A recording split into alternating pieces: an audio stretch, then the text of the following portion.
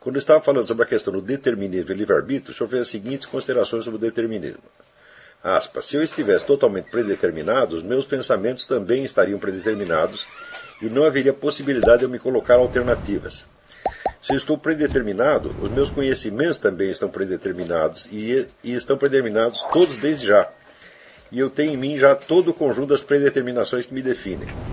Portanto, eu tenho de tê-las não só no meu ser, mas também no meu conhecimento. Então, se eu fosse totalmente predeterminado, eu não poderia me colocar essa questão. Isso foi o que eu disse. Daí, depois eu vou voltar a isso aqui já. Estudei durante muito tempo a psicologia comportamental, particularmente a escola de B.F. Skinner, e não consegui relacionar a refutação apresentada pelo senhor com o determinismo comportamental descrito pelos behavioristas. Os comportamentalistas falam que não existe livre-arbítrio, que todo o nosso comportamento e personalidade são determinados pela nossa história e pelo que aprendemos do e no ambiente. O ambiente, sendo este todo o conjunto dos estímulos externos que nos circunda, nos condiciona completamente. Tudo o que fazemos está determinado pelo que aprendemos e pela nossa história de condicionamento, de modo que não existe liberdade alguma. Dizem então que todos os nossos pensamentos são determinados por nossas referências ambientais e que todas as alternativas que nos colocamos estão condicionadas e determinadas pelo conjunto de alternativas possíveis que nos foi ensinado pelo ambiente. O livre-arbítrio, diz o behaviorista com desdém, é um mito. Gostaria que o senhor comentasse esse argumento usado pelos psicólogos behavioristas. Bom, então, em primeiro lugar, existe uma diferença entre o determinismo como doutrina metafísica e como uma teoria de psicologia experimental. Quer dizer, o determinismo a que se refere aos behavioristas não tem o mesmo alcance total e abrangente do determinismo, por exemplo, que tinha para Lutero ou Calvino. Tá certo? Quer dizer, Calvino dizia que quando você nasce, já é tarde, vamos dizer, para tentar salvar ou danar você. Você nasceu, já está tudo feito. Tá certo? Então, ele está se referindo ao destino último do homem que já está predeterminado no nascimento. Na verdade, antes de você ser gerado, o seu destino já está todo demarcado. É claro que não é disso que estão falando os behavioristas. Eles estão falando, vamos dizer, de um determinismo muito mais limitado, tá certo? Que é definido, vamos dizer, pelo ambiente em torno. Tá certo? Então, se a sua conduta, a sua vida psicológica toda reflete o ambiente em torno, então ela já não está predeterminada. Porque em ambientes diferentes produzirão condutas diferentes. Então, se por acaso você mudar de ambiente, você vai ter que ter outra reação. Tá certo? Você pegar o sujeito, sei lá, pega o índio de uma tribo, coloca na outra tribo, pronto, já bagunçou toda a programação dele. Então, quando a palavra que está sendo usada é a mesma, é determinismo num caso, determinismo no outro, mas não se trata da mesma coisa, não é o mesmo conceito de maneira alguma. Quer dizer, uma coisa é a predeterminação metafísica, onde não só o curso da sua vida está predeterminado, mas também o seu destino eterno. Quer dizer, você já está salvo ou já está condenado de antemão. Então, tudo que se passará com você, não só nesta vida, mas por toda a eternidade, já está definido. Isso é o determinismo no sentido de Lutero ou Calvino. Né? Mas o determinismo do Skinner e de todos os behavioristas é uma coisa muito mais limitada. Então, ele está se referindo apenas à dificuldade que as pessoas têm, vamos dizer, para agir ou pensar ou conceber qualquer coisa para além ou para fora daquilo que o seu ambiente determinou. Tá certo? Então, essa dificuldade existe mesmo. Tá certo? O que nós podemos contestar é apenas se o ambiente tem esta onipotência completa que diz os behavioristas. Para mim, me parece que a teoria behaviorista ela é autocontraditória. Porque se eles têm a pretensão de modificar as pessoas, modificando o ambiente, tá certo? Então já não se pode falar de determinismo. Ele está falando apenas de uma relação de causa e efeito que existe. Quer dizer, se você moldar um ambiente assim, você moldará as pessoas desta ou daquela maneira. Agora, você não vai dizer que o ambiente do B.F. Skinner o moldou para que ele moldasse o ambiente dos outros. Não é possível isso. Né? Quer dizer, que se o próprio Skinner tem a capacidade de moldar o ambiente alheio, tá certo? É porque o ambiente não é tão onipotente quanto ele diz. Na verdade, o Skinner não discute a coisa em termos metafísicos. Ele não chega a colocar se existe um determinismo em sentido metafísico ou não. Ele está apenas partindo de um fato de experiência, que é que, em geral, o pensamento das pessoas reflete apenas a influência do meio. Mas nós não poderíamos dizer a mesma coisa a respeito do pensamento de B.F. Skinner. Será que toda a ciência behaviorista foi ela própria determinada pelo ambiente? Não é possível. A existência da ciência behaviorista já reflete um desejo, vamos dizer, de aprender a relação de causa e efeito para poder manipulá-la de algum modo. Quer dizer, se o behaviorismo tem algum sentido técnico, então a teoria dele está errada. Isso é um exemplo, um caso extremo de paralaxe cognitiva. Quer dizer, se é possível aplicar o behaviorismo na prática, é porque, como teoria, ele está errado. Se você é totalmente moldado pelo ambiente, certo? Em todos os momentos da sua vida, certo? Então não faz sentido você querer moldar o ambiente. Não é isso? Então, aí você tem um exemplo de circularidade, e uma circularidade absolutamente insustentável. Tá certo? No entanto, qual é o peso real dessa influência do ambiente? Esse era precisamente o assunto da nossa aula. Essa pergunta veio muito a calhar. Né? Então, vamos partir do princípio de que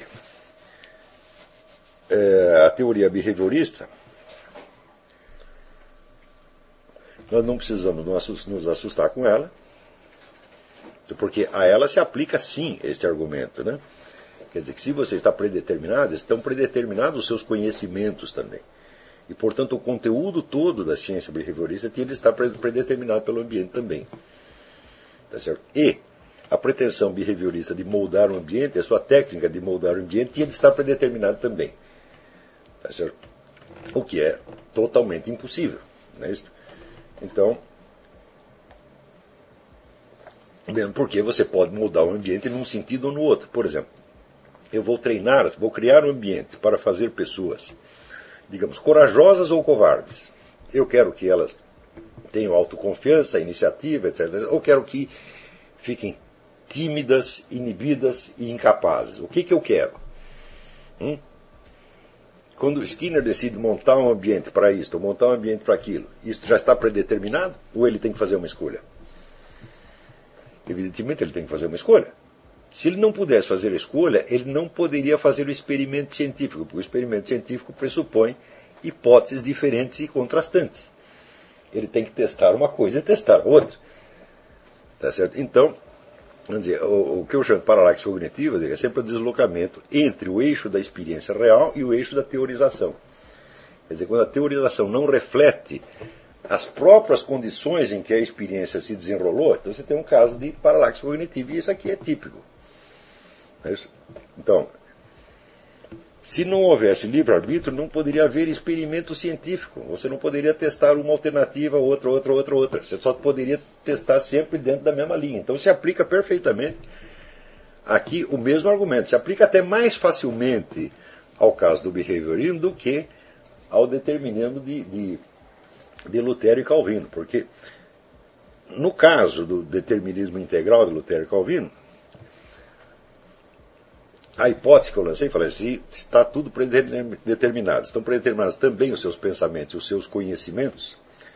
E, portanto, se você levanta a questão do determinismo e livre-arbítrio, esta questão também está predeterminada. Está predeterminado que você vai ter a ilusão de poder ser livre e de que você vai se colocar este problema. Então, Deus te enganou. No caso de Lutero e Calvino, o determinismo só é contraditório com o dogma da bondade de Deus, porque se está tudo predeterminado, então Deus me enganou. Deus me deu a ilusão da liberdade e de que eu posso escolher, digamos, tá certo, entre o vício e a virtude. Quando na verdade já está escolhido. Então Deus me enganou, então Deus não pode ser bom. Tá certo? Então haveria uma contradição com a doutrina moral, tá, do próprio cristianismo. Tá certo? Mas no caso do behaviorismo, a ilusão, a contradição é mais material ainda, mais simples e mais brutal, porque ela é contraditória com as condições de realização do experimento científico. O experimento científico é constituído de alternativas. Se não houver alternativa, se não houver hipóteses contrastantes, não há ciência nenhuma. Por exemplo, vamos dizer uma alternativa. Né? A conduta do seu fulano de tal é toda determinada pelo ambiente ou ele tem margem de manobra? Se eu coloco esta questão, eu tenho que poder testá-lo em condições diferentes. E quem escolhe essas condições sou eu. Ou elas também já estão predeterminadas? É claro que não. Isso quer dizer que, em primeiro lugar, o determinismo behaviorista não tem pretensões metafísicas. Quer dizer, ele não é um determinismo integral. É um determinismo relativo. E tudo o que ele quer dizer é que a margem de manobra do indivíduo, na sua totalidade, tá certo? Está condicionada ao conjunto do ambiente. Não é isso? Muito bem. Em que medida isso é verdadeiro ou não? Então, em primeiro lugar, como não se trata de um problema metafísico, mas de um problema científico experimental, tá certo? Não há resposta teórica. Você só tem resposta empírica. E essa resposta não precisa ser necessariamente a mesma para todos os seres humanos. Ora, a coisa mais simples é você perceber que nem todas as pessoas são dependentes do ambiente na mesma medida. Ou seja, nem todas as pessoas respondem com igual passividade e obediência aos impulsos do ambiente imediato. Mas espera aí, um momento. Né? Em muitas teorias científicas, elas padecem de um defeito fundamental. É que os seus conceitos não são conceitos descritivos, são figuras de linguagem. Por exemplo, a palavra ambiente é uma figura de linguagem. Né? Então, ambiente é um termo que você pode usar em geografia, não é isso? Você pode usar em decoração, não é isso? Você pode usar em cinematografia, você pode usar um monte de contextos diferentes, ela significará coisas diferentes em cada um desses contextos. O que quer dizer o Skinner ou a escola behaviorista com ambiente? Por exemplo, nós temos um ambiente civilizacional, do qual faz parte, por exemplo, né, as tradições cristãs, judaicas e greco-latinas. Tudo isso faz parte do nosso ambiente civilizacional. É deste ambiente que o Skinner está falando. Nós também temos aqui um ambiente planetário, no sentido ecológico da coisa. E temos um ambiente cósmico, os planetas em torno e tal. A qual desses ambientes eu estou submetido? Estão entendendo? Quer dizer, a influência do ambiente, entre aspas, não é um conceito científico. É uma simples figura de linguagem. Ela não está se referindo a nenhum fenômeno preciso. Com ambiente, o sujeito está querendo dizer tudo aquilo que não é eu. Então, o Ortega sei, eu sou eu e minha circunstância. Até onde vai a minha circunstância? Por exemplo, qual é o âmbito temporal no qual você vive? Então, quando você é pequenininho, qual é o âmbito temporal e espacial no qual você vive? Quando você é pequenininho, o seu ambiente espacial é o seu quarto ou a sua casa, no máximo. Você não sabe nada para além daquilo ali. Você pode se perder até dentro de casa. Não é isso? Você sabe que existe alguma coisa para além da sua casa. Mas a chave que abre a porta de acesso para esse ambiente maior é o seu pai e a sua mãe. Ou seja, você não vai agir baseado na confiança que você tem no seu próprio conhecimento do ambiente externo. Por quê? Porque você sabe que você não o conhece. Mas você supõe que papai e mamãe o conheçam. Então, eles são o mapa do ambiente externo. Quando você vai atravessar a rua e sua mãe te dá a mão, tá certo? Ela está fazendo uma mediação entre você e o espaço em torno. Não é? Isso quer dizer, você não está tendo uma relação direta com o espaço em torno. Essa relação é determinada pelo conhecimento que sua mãe, seu pai, ou o adulto qualquer, né, tenha desse espaço. Ela está te guiando nesse espaço. Tá certo? A criança pode ir até a esquina e na esquina já se perdeu. Não é isso? Então significa que ela não tem um domínio próprio do espaço externo. Né? A relação dela com o espaço tem que ser mediada por um outro tipo de relação completamente diferente, que não é a relação espacial, que é uma relação social e afetiva. Então quer dizer que sem este vínculo social afetivo, ela está perdida no espaço. Já não se pode dizer a mesma coisa de um adulto. Para um adulto caminhar nas ruas e se orientar na cidade, depende de alguma relação social e afetiva? Absolutamente não.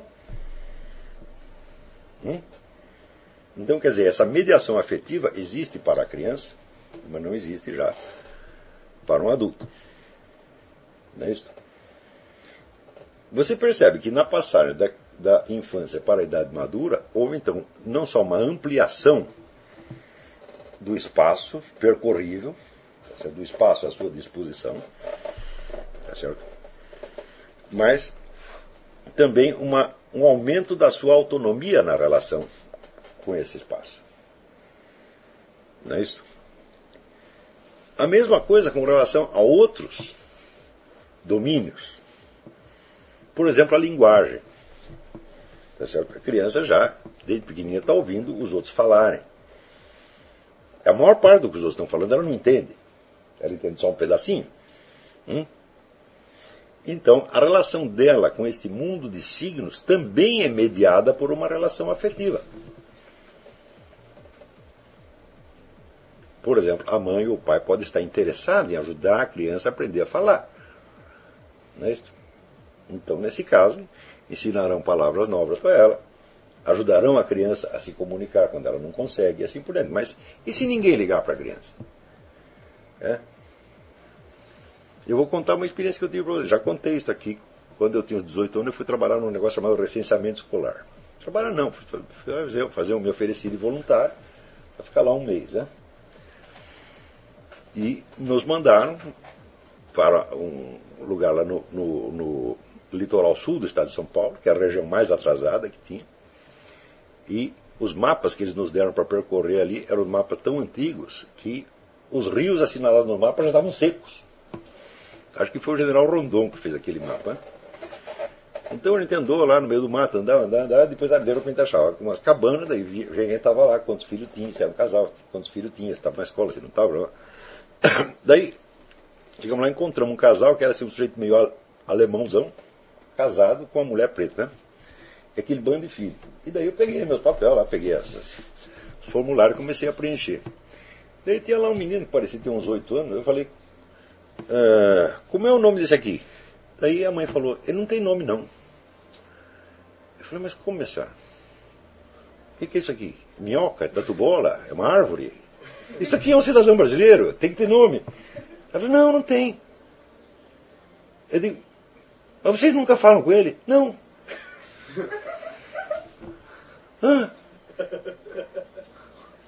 Daí eu não perguntei mais nada, eu fiquei quieto também. Tá? A minha capacidade verbal acabou. Tá? Então, eu vi isso aí com meus próprios olhos. Quer dizer, era um cidadão brasileiro sem nome. Agora imagina o que seria de cada um de vocês. Você não tem nome, não tem um jeito de chamar você. Né? Como é que eu chamo? O Psite, o meu, o do chapéu. Aí, né? Quer dizer, cada vez te chamam de uma maneira diferente. Né? Se te chamam, porque também não tinha nada para falar para você, nunca falaram nada para você. Então, dá para imaginar que o domínio da linguagem que esse cidadão tinha era muito deficiente. Né? Então, aí, por volta dos 8 anos, ele devia ser capaz de falar umas 3 palavras. Não é isso? Quer dizer, é uma desgraça, evidentemente, mas essa situação extrema, tá certo? Nos mostra o quanto é importante na nossa conquista da linguagem a mediação afetiva. Quer dizer, alguém que gosta de você e se preocupa em te dar os meios de comunicação. Não é isso? Eu me lembro quando eu era pequenininho, né? Uma vez, aliás, eu não lembro, é a minha tia que conta isto, que contava isto. Eu não lembro da cena. Eu era pequenininho, uma vez ela disse que chegou em casa e ouviu umas risadas que vinham do quarto. Estava eu, meu pai e meu irmão ali no quarto. rindo que nem os loucos. Daí minha tia perguntou para minha mãe, o que o Luiz está fazendo aí com as crianças, né? Não, ele está ensinando para eles todos os palavrões. Né? Nós achamos aquilo maravilhoso. Então ampliou tremendamente o nosso vocabulário e facilitou a nossa relação com os demais meninos. Porque menino fala palavrão pra caramba. E se você fica no meio daquela conversa, você não está entendendo o que eles estão falando, você fica meio atemorizado. Então, saber os palavrões todos era nos dar um instrumento para que nós nos orientássemos no ambiente infantil. Está entendendo? Uma alta contribuição à nossa cultura. Né? Então, agora, tem pessoa que ninguém se preocupou sequer de ensinar os palavrões para ele. Claro que meu pai não ensinava só os palavrões. Né? Então,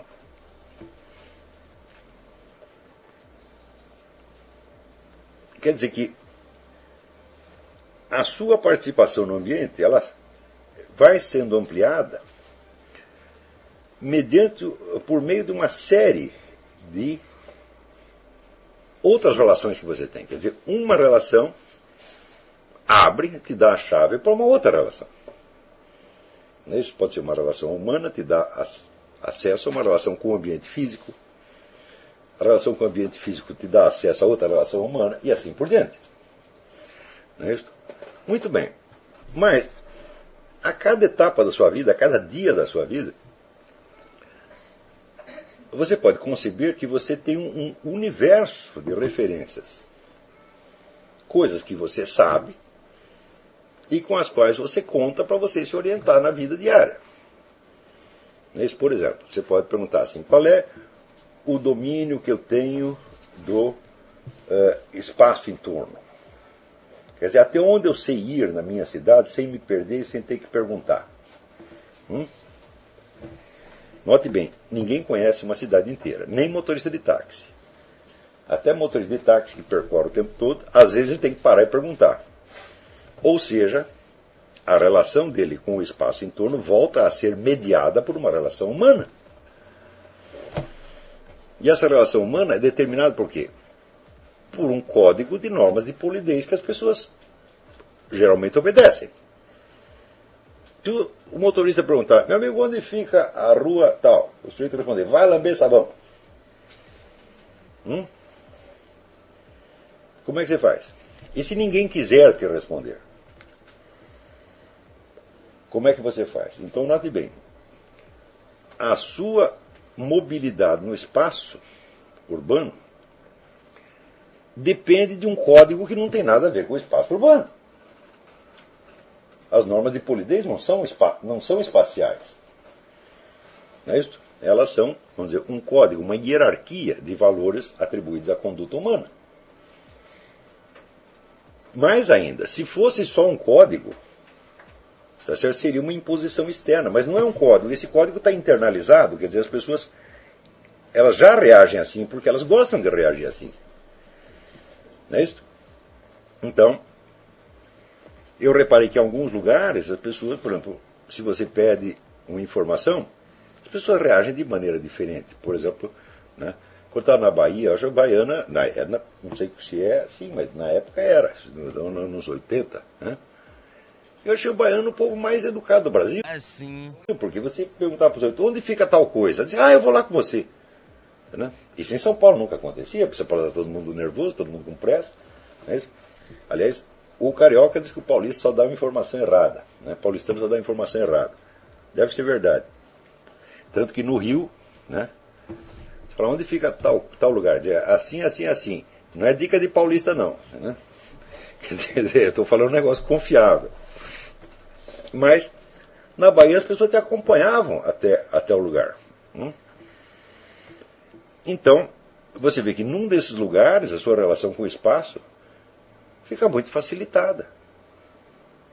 Por um fator que não tem nada a ver com o espaço. Quer dizer, como se fossem dois códigos. Do lado você tem o mapa da cidade, do outro lado você tem um código de conduta com o qual você conta. Ou seja, você se orienta melhor num desses códigos do que no outro. Se você soubesse, né, conhecesse o mapa da cidade melhor do que você conhece as expectativas de reação humana, você não ia precisar perguntar nada para ninguém. Não é isso? Então, a cada momento nós temos um sistema, por exemplo, um conjunto, pelo menos um conjunto, não pode ser caótico, não formar sistema nenhum, mas é um conjunto de sistemas de referência. Referências espaciais, temporais, linguísticas, afetivas, etc, etc. É isso? Muito bem. Em que medida esse conjunto pode ser determinado pelo ambiente? De que medida nenhuma.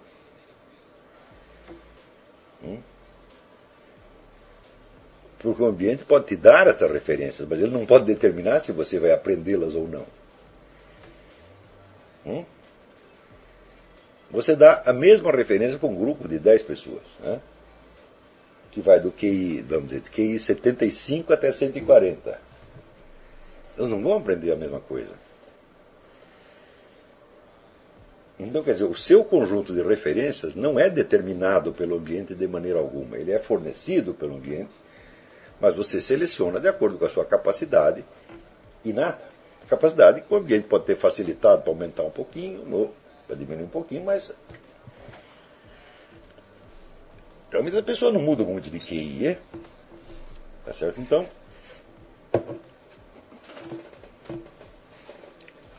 vamos dizer, este conjunto de referências determina a sua possibilidade de ação e aprendizado, as suas possibilidades de ação e de aprendizado, e ao mesmo tempo ele é o que limita essas possibilidades.